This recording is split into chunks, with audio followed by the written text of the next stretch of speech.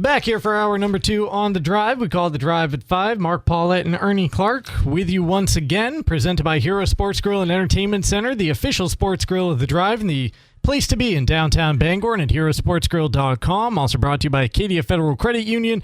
Their newest location on Wilson Street in Brewer open, serving Maine since 1963 with branches in Bangor, Brewer, and Aroostook County. Learn more at acadiafcu.org.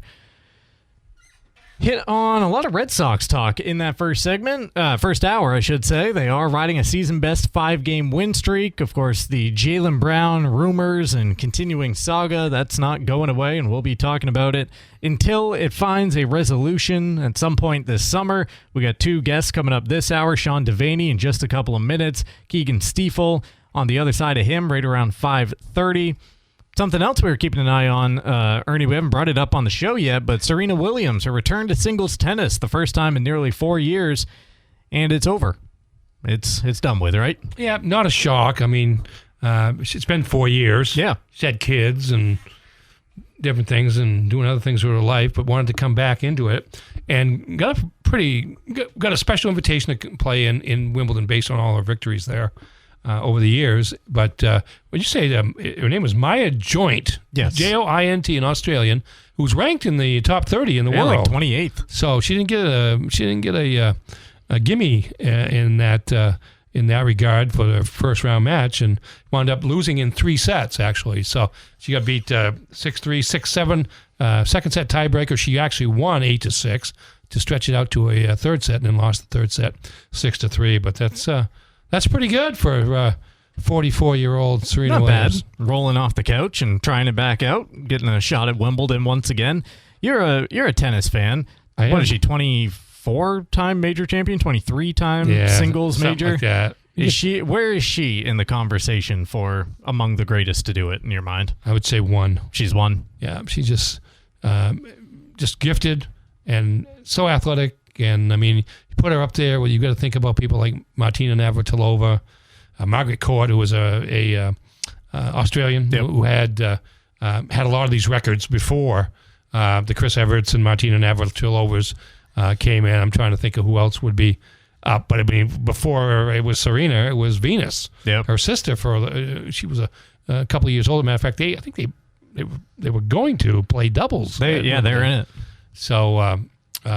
She's it, and it changed tennis. To be honest with you, they introduced African American women to the sport of tennis to the point where you've got Coco Gauff and you've got a lot of the best players in the world came out of basically Compton. Yeah, they did, and that's not a tennis hotbed. No, but their father, Richard Williams, kind of got them going. I think he saw something, and. Boy, he was right. I mean, he was their coach for a long time, and he was right. And they dominated the sport for a couple of decades, basically. And I played in high school, and I played a lot afterwards for a while until my back said that I can't do it anymore. But time to hang it up. A lot of fun. Yeah, that was the days. Those are the days of Bjorn Borg and John McEnroe and Jimmy Connors. Boys of tennis. Indeed. That was after. Yeah, it was really very nice until about the time those guys showed up. Yeah. Then it got a little wild, but that was okay. It was fun. The Drive brought to you by Next Home Experience, the market leader. Get looped, get sold with Next Home Experience. Mentioned it in a sports center in the first hour, but the Maine Black Bears appear to have secured at least a verbal commit from one of the first-round names off the board last Friday night in the NHL draft. 17-year-old Maxim Sokolovsky has verbally committed to the University of Maine. He was the 27th pick by the Philadelphia Flyers last Friday night. Played for the London Knights of the OHL last season. As, like I said, verbally committed to join the Black Bears in 27-28. This is something that Aaron and I were talking about just kind of in passing, I think, late last week. It's going to be a team that, it was late last week because they announced the schedule for the 26-27 season, and 9 games at the Alphon before Christmas, 10 after, so a very balanced schedule that Black Bear fans have to be excited for. But a lot of new faces coming up on next year's squad. Well, and that's the nature of the beast in college sports now. And they come from so many different places now, other schools, junior leagues, all around the world. This guy apparently is like 6'7". He's that a big? huge guy. Holy crap. I saw the weight with him, 235 pounds, which I thought, man, he's a put-together individual. I saw a 6.07 and assumed that as rounding up to 6'1". Didn't realize that meant he's a giant. No, not 6 and 7/10 of an inch. No. Wow, he's a big guy. Yes, I'll show you. You can't see it, obviously, on the radio, but there he is. He's a towering individual. Yeah, he... We got Chara coming to the Alphonse. Yeah, I'm reading a release here. It says he's 6'7", 240. He's a defenseman. Yeah. From Kazakhstan. So but he's not playing next year. He's playing the year after. 17 right now. Still around. Oh, okay, that's the deal. He's the fifth NHL first-round draft pick to play for Maine. He'll turn 18 on July 12th, so he's going to have a birthday here pretty soon. And got a mountain potentially coming to Orono in a couple of falls. Yeah, had 2 goals and 6 assists in 44 regular season games. But he's a defenseman again. It says, I'm looking here for the other first-round selections. Want to guess any? At Maine? Yeah. Oh, boy. You got one. Paul Kariya. There you go. Paul Kariya, 1993 by Anaheim. Sean Anderson, he was the 5th overall pick for Buffalo in 1986. I remember him. He played for the Sabres. And Barrett Heaston, 20th by Buffalo in 1990, and then Bradley Netto just a couple of years ago, 30th by Carolina in 2023. He become one of the tallest players. This is Larry Mahoney's story. Tallest players in the history of the program, following goalies Stefan Mundinger, 6'8", Ben Bishop, 6'7", and defenseman Simone Danny Pepin at 6'7". 6'7" on skates. That's even bigger. Nice, you got a wingspan of about 9 feet. It's even more time with the stick in your hand too. You're covering 12 feet, but if not more. He's young and he's a great prospect. Spent most of his time playing in Russia before coming over this way. Before we went to a prep school in Massachusetts. But you get first round, you get high draft picks, and that certainly boosts your program. It's a good building block. Yep, good starting point. I mean, I kind of read like every week. You read about another guy that's coming to Maine, and again, it's from all kinds of, and it's the same with everybody, all different levels of amateur hockey that they wind up coming to Hockey East in particular, but college hockey all over the place. It's just you go and get players wherever you can get them. Heck, some of the colleges are getting them out of the NBA draft. There was one guy, right? Getting them out of the pros. Have them come back. Wasn't there one guy that got drafted? It's going back to college this year and play. I thought that was an interesting concept. It is a wild world out there in college athletics, but Ben Barr retooling the Black Bears on the fly, trying to get some first-round picks up to Orono. We got to take a timeout because we have Sean Deveney coming up in the next segment to talk Jaylen Brown and NBA rumors, a big trade going down today, Kawhi coming back to the Eastern Conference. We'll discuss it all next with Sean from Heavy.com. The Greg Hill Show on WEEI in Boston, talking about Jaylen Brown's latest passive aggression on social media. I think it was on Instagram. He was hearting a comment saying that the team needs to send him somewhere that he is respected. He's certainly in his feelings recently on social media. He is not like his name being dangled about by Brad Stevens and the Celtics as much as it has been this summer, and it seems that, well, his days as a Boston Celtic might be numbered. Let's go to the Heroes Hotline to chat about that with our next guest, Sean Deveney, NBA insider. Sean, I still kind of am holding out hope that a motivated Jaylen Brown could be on next year's Celtic team. Is that in the minority at this point? How do you see this playing out? No, I think that's entirely possible. Okay. I think I think there's still a pretty good chance. They're not going to give the guy away. They're not going to trade him because of his social media activity. They haven't to this point, and then there's been plenty of that in the past. So, I think the idea is, look, he's got a good relationship with Brad Stevens still, and Brad mentioned that last week. When he was talking about he's been in touch with Jaylen. Jaylen through the Giannis talks and through the talks. That went after. He's been in touch with Jaylen and with his people and kept them abreast of what's going on. I don't think it's a matter really of the Celtics respecting or disrespecting or anything like that. I think he feels generally disrespected because there hasn't been a market for him. There just hasn't been anywhere to trade him. So, he can get mad at the Celtics for that. But, he's also got to look in the mirror and say, look, they made a good faith effort to try to trade me, and nobody wanted me. So maybe that is a motivating factor in itself. But I just don't think that is all of a sudden going to make the Celtics say, well, we got to get rid of him, even if it's for a bag of peanuts here. It's just not. They're not going to react that way. Where, if anywhere, does the looming contract extension that he is, I think, able to sign in July at some point, right? Yeah. Which is $150 million for 2 additional years beyond the 3 years he has left on his current deal. How does that play into this with new management and things like that? They have absolutely no reason to give that to him at this point. I mean, he still has 3 years on the deal. It's July 25th is the deadline, and or not the deadline. That's when they can start. That's the first date that they can give him that deal. There's just no reason to do that, for a guy who currently with the 3 years left on the deal. I mean, he'll be 32 at the end of it. So you're going to tack on 2 years when he's 33 and 34 at 70, 75 million. There's no need to do that if you're the Celtics. So I'd be really surprised if they move forward with that. I guess the reason I ask that is Jaylen Brown has kind of established himself as somebody that takes a lot of things personally, and I'm just wondering if that reticence to agree to that extension is going to be something that he's just going to take personally because that's how he does things.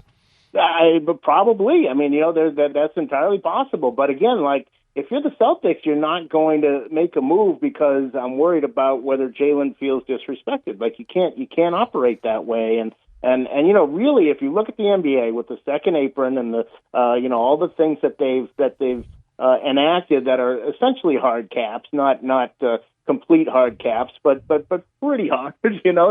Certainly it gets you close. That's something that you can't just go around extending everybody. And even if it's what's been done in the past, you can't do it anymore. You got to be more judicious with who you're extending and how much money you're giving them. You see it for example with Washington and Anthony Davis and all the stuff that happened or that's been happening there. You can't just give away the money the way that they've done in the past. I think teams are getting a lot more sensible about that, and I think that's part of what's playing out here. Yeah, I agree with you completely on that. There's no reason for them to pay, but I'm just wondering, given the emotions of the moment and the last few months, and I mean, at what point does it become this stuff continue to pile up to the point where it creates an untenable relationship?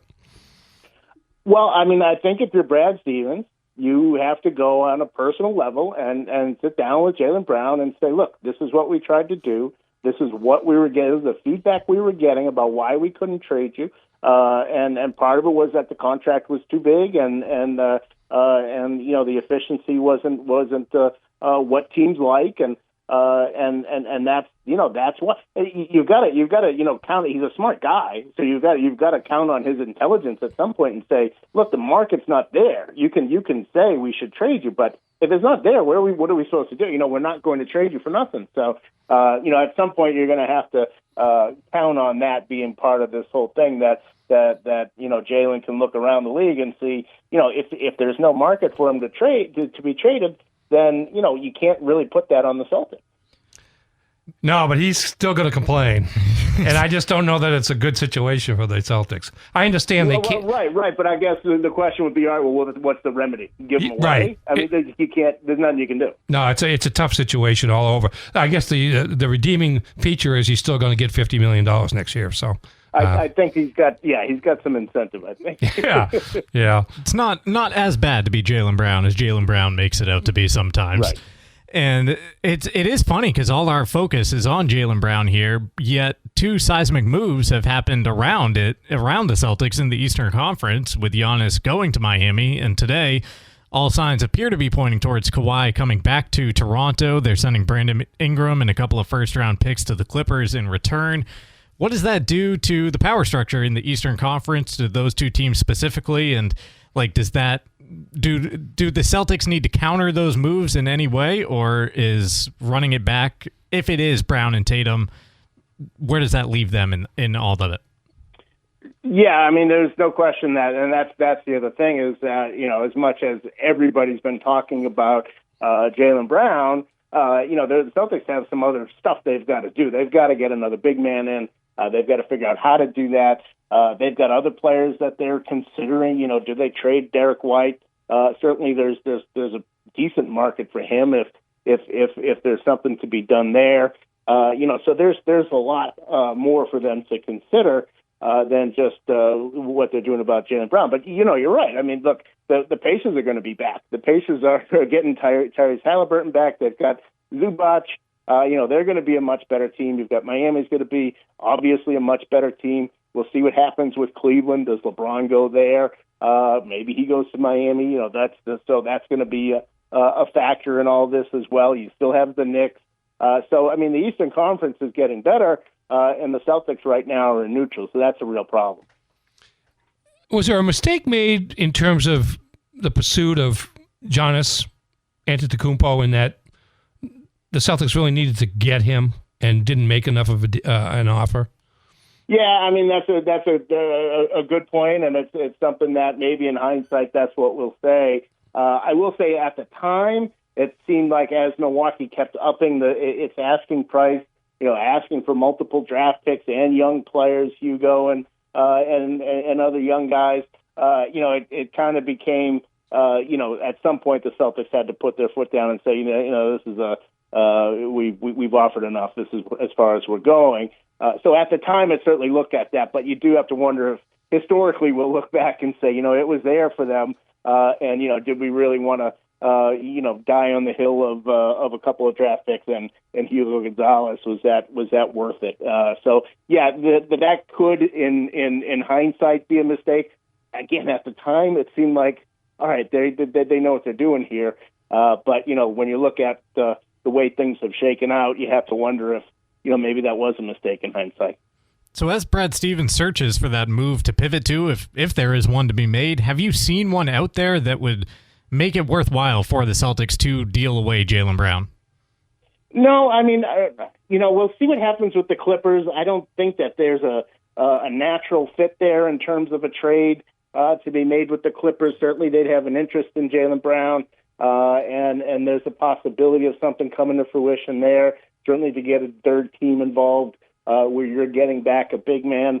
I think the possibility of something getting done with Portland was very enticing because you could possibly try to get Donovan Clingan, but obviously that's gone by the wayside. I think the Pistons, the Nuggets are teams that are potentially worth keeping an eye on. But again, the Celtics need a reliable big guy. They need a guy they can put in the middle and know that he's going to be there for 3 or 4 years. And there just isn't anybody out there right now. So that's the real problem here. Yeah, and you think back to the whole Jaylen thing. I mean, that was the key to that deal for the Celtics was they were going to be able to fill that big man gap with Giannis and maybe reduce a little redundancy in terms of the forward position.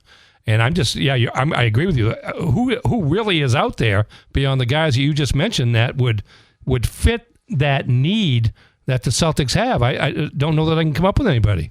Yeah, exactly right. I mean, Walker Kessler and Jalen Duren are guys you'd certainly like to get your hands on, restricted free agents, so you don't have the money for them, and hard to see how a sign and trade comes about. Maybe you do a Duren for Jaylen Brown kind of deal, but that's something that's been more of a trade machine thing than a reality thing. It's really not something that's been discussed. But the thing with restricted free agency is that can drag on all summer, and so this could all come back and be something that maybe it comes up later on, and it is something that is possible. But for now, it's not looking like there's an obvious answer here. What do you think of the Boston Celtics draft this year with the 2 players that they took? Well, I really like Sinak. I thought he was a guy who I'd heard could go as high as 15, 16, and for him to still be on the board was a pretty big surprise. I think he can develop into a guy who can be a 3-point shooter. a guy who really coming into college had pretty high expectations, but obviously didn't play that well at Houston, but still has the raw skills to where they think that he's going to be a guy who eventually, again, that's part of the problem, is that he could be a guy who in 2 years you're talking about he's your starting center. But right now he's going to need time, and he's probably going to need time in the G League. It's probably not going to be a nice easy fit for him. So that's I thought a really good pick for them, but not something that's going to help them in the short term for sure.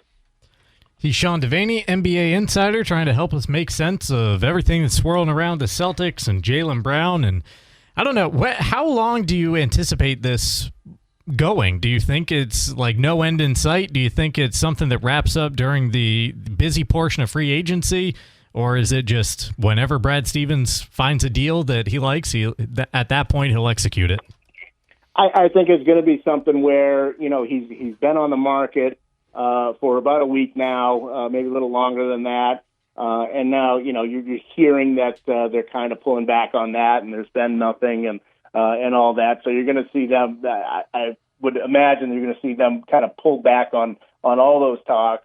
And then, maybe later in the summer is when this starts coming up. Maybe, when it comes time to the extension date comes around on July 25th. And, again, if there's a restricted free agent that's not signed and there's some other things that happen, I think that's when you'll see this come back up. I do think it's something that'll linger all summer.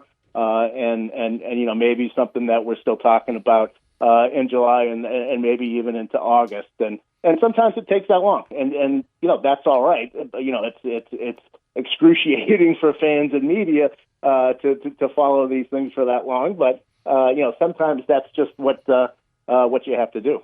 Well, until the last 5 days, we've just been looking at storylines to get us through to Patriots training camp. So one more Jaylen Brown stringing it along won't hurt around here. Sean, we appreciate the time you take for us, and we'll keep looking for the insight with everything going on in the association. I appreciate it, Mark. Sean Deveney right there joining us on the Heroes Hotline. The Drive brought to you in part by Uno Pizzeria and Grill. We told you about their Team USA deals last hour that they have coming up for the round of 32 match tomorrow night against Bosnia-Herzegovina. 20-ounce $1 talls. Can't beat that. Coors Light $1 talls. 725 Stillwater Avenue in Bangor. Kickoff at 8 p.m. Enjoy that special for as long as that game is going on. Coming up on the other side of the timeout, we got a Sports Center, a weather forecast, and my conversation with Keagan Stiefel of NESN. Welcome back into the Drive at 5. Drive at 5 brought to you by McDelivery. Welcome back into the Drive at 5. The Drive at 5 brought to you by your local family-owned McDonald's, Main Street and Union Street in Bangor, as well as Wilson Street in Brewer. Make sure to check out McDelivery through Uber Eats, DoorDash, and Grubhub for the great deals that they've got going on at your local family-owned McDonald's. Also brought to you by Casella. Good pay, good people, good life. Find your place at powerofhardwork.com. And Dean's Detailing, the leader in auto detailing for over 55 years. Renew your vehicle's appearance and protect your auto investment. We go back to the Heroes Hotline for a second straight segment, and we are now joined by Keagan Stiefel of NESN. Keagan joining us here to talk some Red Sox and some Celtics and everything else going on in the world of Boston sports, which actually, as I turn to the screen here in the studio and see Erling Haaland scoring to put Norway in front of Ivory Coast with less than 5 minutes remaining in that match, the World Cup has played a big part in the greater Boston sports scene here recently. Keagan, have you had any run-ins with the old Tartan Army or any of the other fan bases that blew through the area? I did. The Tartan Army quickly became maybe my favorite fan base outside of Boston in the world. They're unbelievable. We able to talk to a couple on our show on NESN, Boston Center the Chat. I also ran into a guy who became a quick fan of NESN and baseball while he was here, and he saw me, and we shot it for a little bit. He was a cool guy, so I've had nothing but nice experiences with the Tartan Army.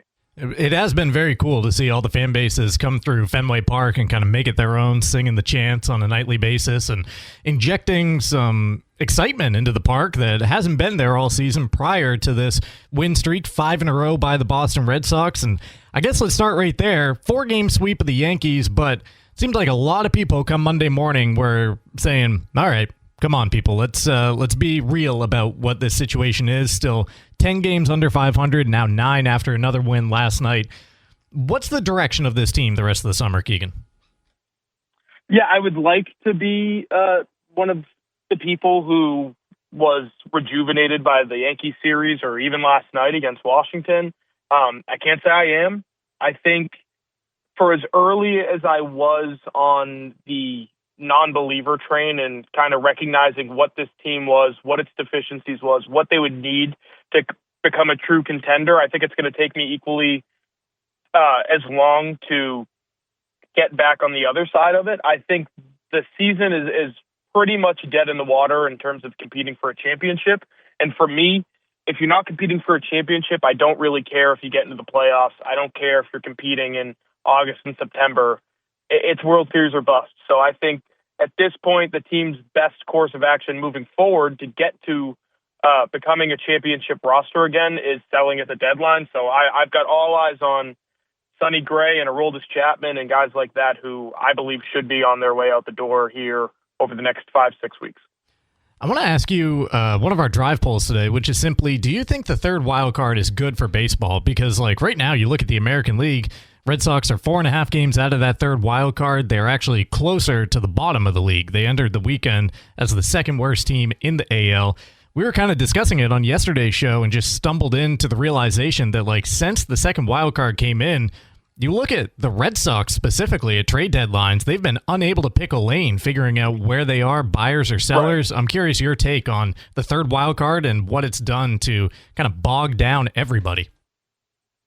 I think it's definitely worse for the teams who haven't found a way to be in contention every year. You know, we say what we will about the Yankees, and they haven't been able to get over the hump, but they contend every year, and I think that third wild card maybe allows them the freedom to be a little bit more aggressive at the deadline. But for teams like the Red Sox who are so all in or nothing, it hurts them because they can't find a lane because they don't want to put themselves in a position knowing with how volatile the seasons have gone or have been, if we go all in this year, maybe it's going to hurt our chances next year, so on and so forth. I don't like it. I think the less playoff teams in every sport, the better. I think it should be difficult to get in. I know the NFL added that third wild card, and that's become not one of my favorite things. I believe they had it perfect before they changed the playoff format, and I think baseball had it as good as ever before they changed it. It's the wild card game to get into the playoffs was great, and I don't really love the series. I don't love less teams getting a first round bye, if you want to call it that. So I'm all in on one wild card game to get in and be the final playoff team. The more playoff teams, the worse to me.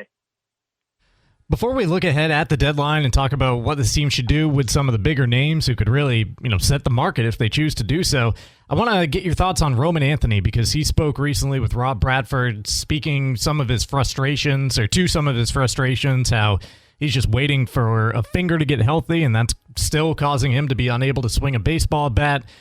I'm just curious your thoughts on kind of the evolution of his timeline since he first got injured to the team saying, we'll just be, minimum stay on the IL. It's always been a 6 to 8 week recovery period. It seems to be the same old thing with the Red Sox when an injury, it just snowballs into something much larger than what they said at the beginning of it. Yeah, it's an organizational failure. I think all of these injuries have been something along those lines where they've done a poor job with the timelines. They've done a poor job helping these guys get back to a point where they can be available. But when it comes to a 21, 22-year-old who you made the face of your franchise, to do anything but put him in the best possible position to succeed, and that comes with not only the rehab, but the presence. I said it yesterday on the show. I think allowing him, and you want to give him the freedom to speak his truth and speak about the injury, but allowing him to come out and say what he said on Brad Foe's podcast, which is, I don't watch games, I play in them, and talk about how disappointed he is, the fact that he's just sitting there with a finger injury, I think is a little bit of a failure on the Red Sox part. And this stretches back to the beginning where he said as soon as he got injured, I'll be back as soon as the IL stint is up. That clearly didn't happen. Sam Kennedy then made a comment that made it seem like the injury wasn't as bad as it was. Then the player had to come out and say, no, it is this bad. And we've had doctors come out and say different things in the organization. From top to bottom, no matter how you want to look at it, I think this has been a failure from the organization. And I hope it's a learning experience, but like I said, it's been that way with a lot of the other injuries. We heard it with Trevor Story. We've gotten a little bit of it with Garrett Crochet. Marcelo Meyer, there are stories coming out now that the organization doesn't think he's tough and he doesn't play through injuries. When it comes to injuries, the Boston Red Sox are about as bad as you can be with the front-facing public relations side of it. I'm glad you brought up Meyer there at the end because, Sean McAdam too, right? It was his reporting that said unnamed sources within the clubhouse are kind of openly questioning Marcelo Meyer's toughness to just kind of deal with the aches and pains that come along throughout the course of a season, that he kind of withdraws from both teammates and media while he's slumping. And, I mean, we have Sean on this show monthly. His word is as good as anybody's out there. That's not him just putting his own thoughts on paper. So when you hear something like that, you know everything else that's going on around this team this season, from the firing of the manager to a kind of rudderless first 81 games of the season. It's a pretty dysfunctional place to be right now, is it not? Yeah, it absolutely is. And this is something that isn't new with the player.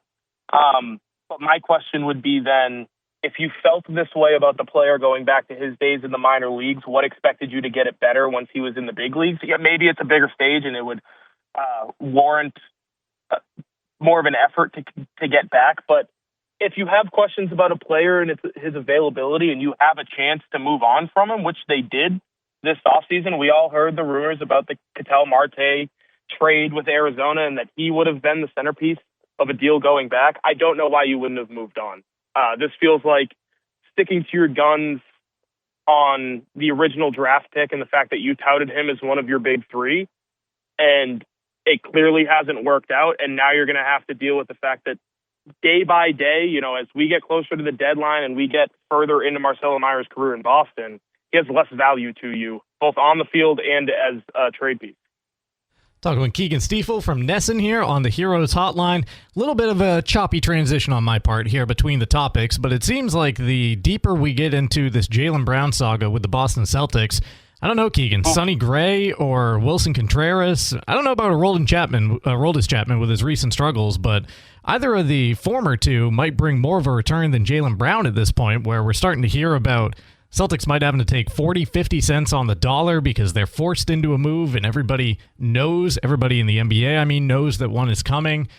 What have you made of these last 2 to 3 weeks and the continuing saga that really erupted out of nowhere?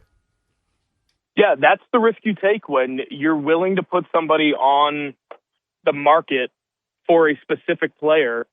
If you don't get that player, now all of a sudden the league knows, all right, that guy's available for trade, and we're not going to give them dollar for dollar, worth on the way back. And also, the fact of the matter is, there's no one who can serve as an equal return for Jaylen Brown. Unless you're going to go get 4 first-round picks from a team that you expect to be in the top 5 every year, you're not going to go get equal value for that guy. So that's the risk they took. They swung big and they missed, and now they're going to have to deal with the consequences of it.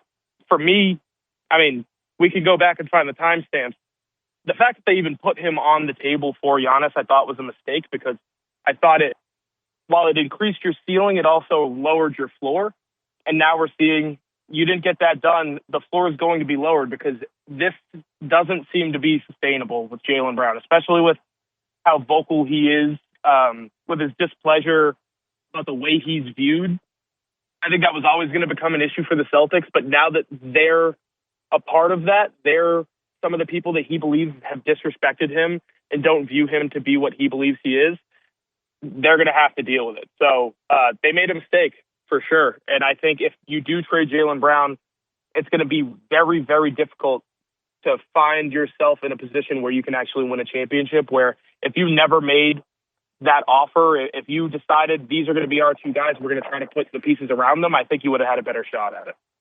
So it sounds like you, not to not that it has to be one of these two ways, but it sounds like you are a little more on the side of this is maybe Brad Stevens' first or one of his first missteps as running the show for the Boston Celtics, leader of the organization, versus Jaylen Brown maybe being a little too sensitive and lashing out passive-aggressively on social media. Am I correct in that characterization? I mean, can I be both? Sure, yeah, why not? I think for sure it's Brad's first big mistake. I have trouble fully being like, well, this is a franchise ruiner, because I think he's good enough to figure things out. You can still make a mistake and then find yourself in a position to succeed. With Jaylen Brown, I said it yesterday. I think there's some deep-rooted issues with him when it comes to the way he's viewed. I think he's got some insecurities that he can't just look past. He can't just say, well, I think I'm this guy, other people don't. It is what it is. I'll go prove him wrong. He almost needs to play to his level. He needs to hyperfixate on the disrespect and all that stuff. And now it's come to a point where the disrespect he believes is coming from the Celtics, or at least it seems that way. And that to me is like, it's grasping for straws. It's looking for something. And it's just a fact of the matter of Jaylen Brown and who he is. The relationship, I don't think, could have lasted forever because of who he is and how he's always looking for something, looking for a way to be disrespected. So I think on both sides, I hate that Brad Stevens even put him in a position to be traded and put him on the table. I also hate that he can't just look at the fact that, hey, that's one of 5 players in the NBA that we can all confidently say, yeah, you probably should have traded him for that guy. And that's a real issue for you. I think that's Jaylen Brown not understanding who he is as a player and what his value actually is. Kind of a lose-lose situation for the Celtics, but they could have made it a lot easier by not even broaching the subject. They did it. Yeah, it is unfortunate that we find ourselves in this place, but if nothing else, it makes for some easy time when you have to fill a couple hours of sports radio talk 5 nights a week, right, Keegan? Yeah, I mean, I'll tell you, the 2 hours fly by every day on this, so we appreciate it, Jaylen. We appreciate it, Red Sox. Absolutely. Well, he's Keagan Stiefel of NESN. Keegan, we appreciate the time you took for us here today, and we'll catch up, as I'm sure this summer is still full of surprises down the road.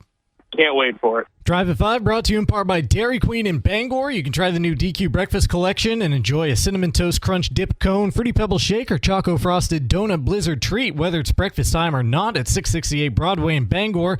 And at the DQ in Old Town, the DQ $7 Chicken Strip Meal Deal has it all. 100% white meat, seasoned chicken strips, full-size fries, a drink, and a DQ sundae, all for just $7. Find that deal at 613 Stillwater Avenue in Old Town. One final break in today's show. Back to wrap it with Sox Props and Buzzer Beaters right after this on The Drive. Hitting all the imaging ahead of a combo segment here to wrap up today's show. We are into The Drive at 6. Red Sox pregame coming your way in 7.5 minutes time. We need a prop for the game tonight. Game number 2 against the Nationals.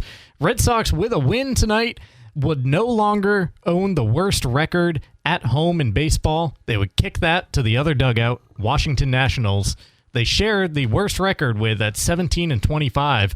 Washington just happens to be very good on the road. They're like 8 games over and 500 for the year. Well, that's something to play for. Yeah, that's what we're playing for tonight at Fenway. Unfortunately, the Rose took Red Sox money line, so unless we want to go Nats money line, which I don't really want to, we have Connolly early on the bump tonight. Looking at him, he is, like you said, he's always getting a decision out of his starts. He began the month by losing 3 straight. He's won the last 2 in a row. I mean, Connolly early to record a win is plus money tonight at plus 195. Outs recorded 16.5, so that would be 5 2/3 if we took the over. Probably around an average performance by him. The starters have only been turning in quality starts the last dozen times through the rotation, which is at least 6 innings. So you want to put early down for over 16.5? So, I mean, it could be due for a stinker. Sure, let's put him down for it's positivity. Stay on the bandwagon. It's overflowing in Sox Nation.